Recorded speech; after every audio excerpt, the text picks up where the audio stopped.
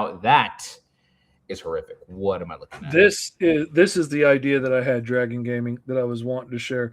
This is Mr. Finders Keepers, and he is an alien that crash landed on the Earth of Green Zone, and his species is essentially like a balloon. Like it's a alien mushy flesh plant thing, but it's full of gas and it floats and it tethers itself with neural fibers someplace.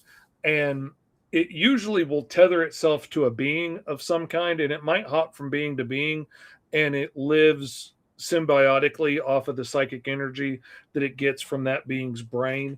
And usually it's not a terribly bad symbiotic relationship if you can handle having a giant floating plant meat thing floating in the air behind you everywhere you go. That would be kind of hard if you were a prey species trying to hide and you got a big balloon bubbling over your head everywhere you run. But eventually he gets so big that he can't just be attached to homeless people wandering around. So eventually, at some point, he tethers himself and then he starts drawing more people in and attaching to them and feeding off of their psychic energy. And he controls them completely like puppets, but they're all bound to him with this neurofiber webbing. So they can they can go really far. Like they could probably walk 100 yards away from him, but there's this neurofiber webbing stretching back to him. And if you cut it, then, the feed's cut. If they've been there long enough, they can't function without him anymore. But they become way too dependent on him keeping their body running and stuff. But he feeds off of it the more he gathers. And eventually, he gathers a group of homeless people that walk around in a group. And eventually he goes into a warehouse and tethers himself. And then people's parents start disappearing. Like you go to the store for a pack of cigarettes and dad never came back. And the kids start singing these rhymes about Mr. Finders Keepers. And, if your mommy goes out wandering at night, Mr. Finders Keepers is going to get her and he'll take her away and she'll never come back. And he will. If he catches you by yourself, he will get you and he will tie you into the web and you will never leave. And eventually they stumble in accidentally and find all these people tethered in here to this thing. And, I love the idea. I can't wait to tell it. Eddie Von B says, full of gas and floats looking over your shoulder all the time. You drew my mother-in-law. Bump, says Uncle Fish.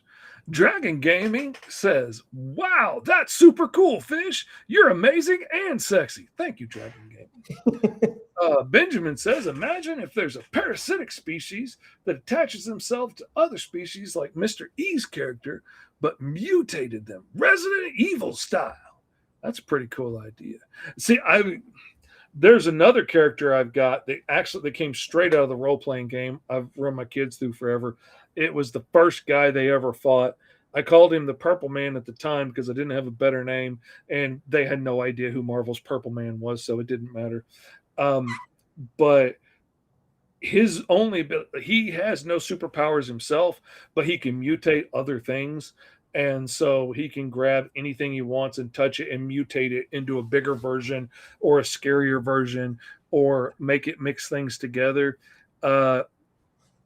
Fun little note, in Green Zone issue 2, I think, there is a mutated rat bug that has bug wings and multiple eyes and stuff that steals Virgil's last crackers that he was going to eat.